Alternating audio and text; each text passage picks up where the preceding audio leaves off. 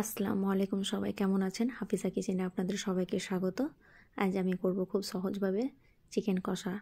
তো তার জন্য এখানে নিয়েছি পেঁয়াজ কুচি, নিয়েছি টমেটো কুচি, দুটো কাঁচা লঙ্কা নিয়েছি, তেজপাতা নিয়েছি, আদা রসুনের পেস্ট নিয়েছি, হলুদ গুঁড়ো, লঙ্কা গুঁড়ো, শাহি জিরা নিয়েছি, তেল।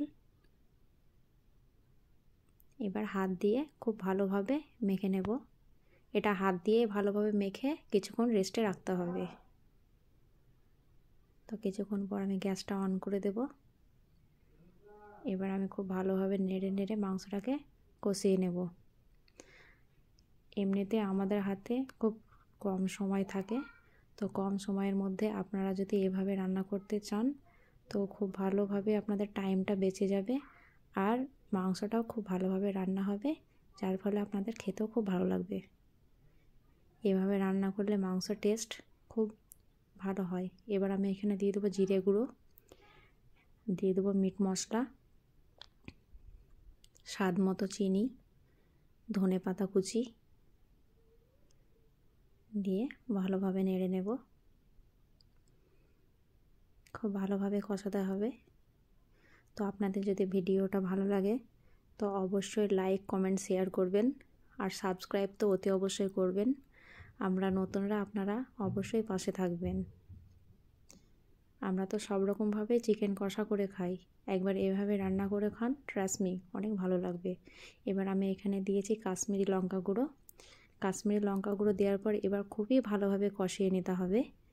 গ্যাসটাকে লো করে দেবেন, আঁচটাকে দিয়ে খুব ভালোভাবে কষিয়ে নিতে হবে।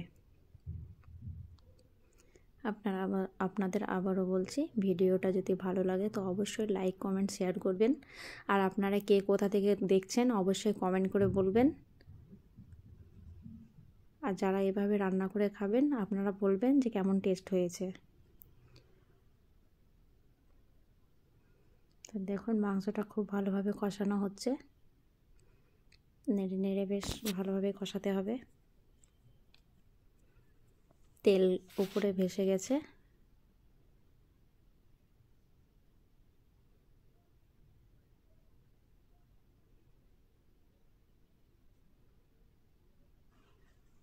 তো দেখুন এবার আমি এখানে কিছুটা পরিমাণ জল দিয়ে দেব। দেওয়ার পর মাংসটাকে ভালোভাবে সেদ্ধ করে নেব। কষাতে কষাতে অর্ধেকটা সিদ্ধ হয়ে গেছে, কিন্তু বাকিটা আমি সিদ্ধ করে নেব।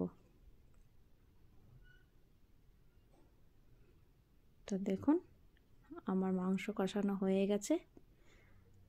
তো আপনারা ভালো থাকবেন, সুস্থ থাকবেন। আল্লাহ হাফিজ।